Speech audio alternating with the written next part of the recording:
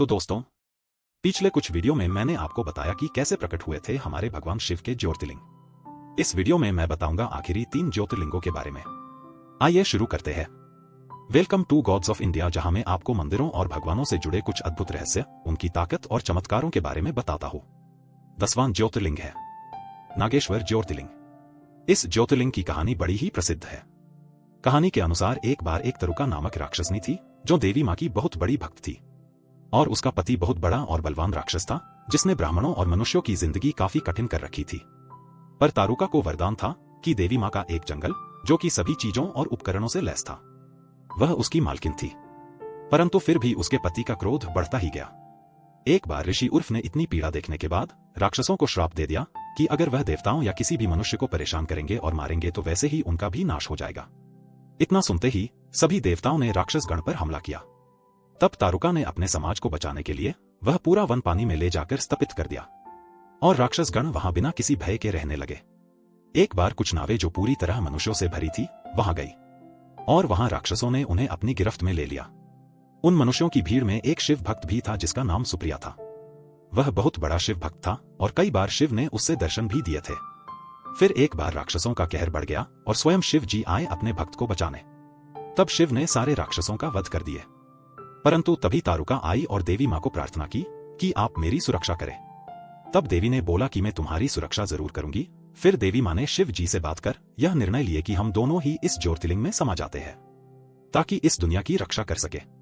शिव जी इस ज्योतिर्लिंग में नरेश्वर कहलाए और मां देवी इस ज्योतिर्लिंग में नरेश्वरी कहलाई। 11वां ज्योतिर्लिंग है रामेश्वरम ज्योतिर्लिंग। जब रावण ने सीता मैया को अपनी कैद में रखा हुआ था और राम जी सुग्रीव और पूरी वानर सेना के साथ लंका जाने के लिए कोई मार्ग ढूंढ रहे थे, तब राम जी ने पीने के लिए पानी मांगा और एक वानर ने राम जी को मीठा पानी दिया पीने के लिए। तब राम जी बड़े प्रसन्न हुए, पर तब उन्हें याद आया कि उन्होंने शिव की तो पूजा ही नहीं करी। तब राम जी शिव जी की पूजा करने लगे, उनके मंत्र पढ़ने लगे और फिर उनके ध्यान में बैठ गए। उसके बाद शिव जी राम जी की पूजा देख प्रसन्न हुए और वहां प्रकट हुए।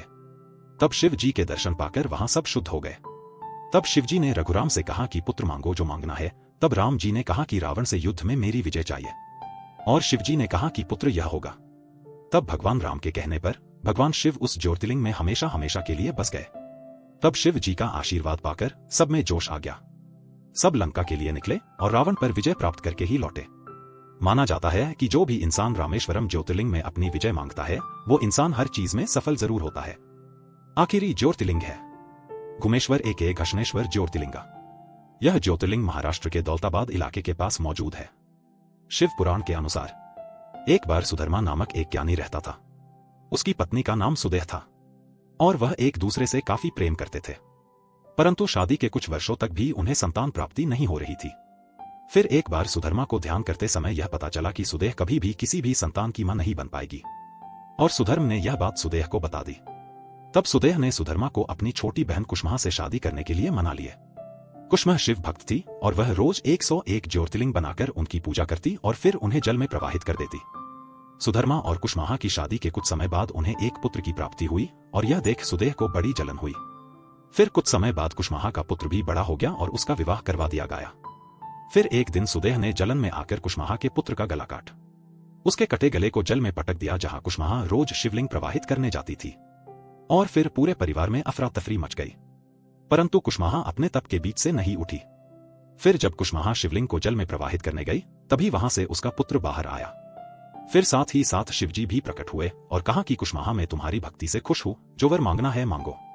परंतु शिवजी सुदेह से काफी क्रोधित थे और उसके प्राण लेने ही वाले थे कि कुष्माहा ने शिवजी को माना कर दिया और कहा कि आप ज्योतिर्लिंग स्वरूप यही बस जाइए, सबकी सुरक्षा और अपने भक्तों की आस्था के लिए। और शिवजी उधर ही बस गए। तो यह थी 12 ज्योतिर्लिंगों की कहानियां। मुझे कमेंट्स में जरूर बताएं कि आपने कितने ज्योतिर्लिंग के दर्शन किए हैं। हर हर महादेव। धन्यवाद।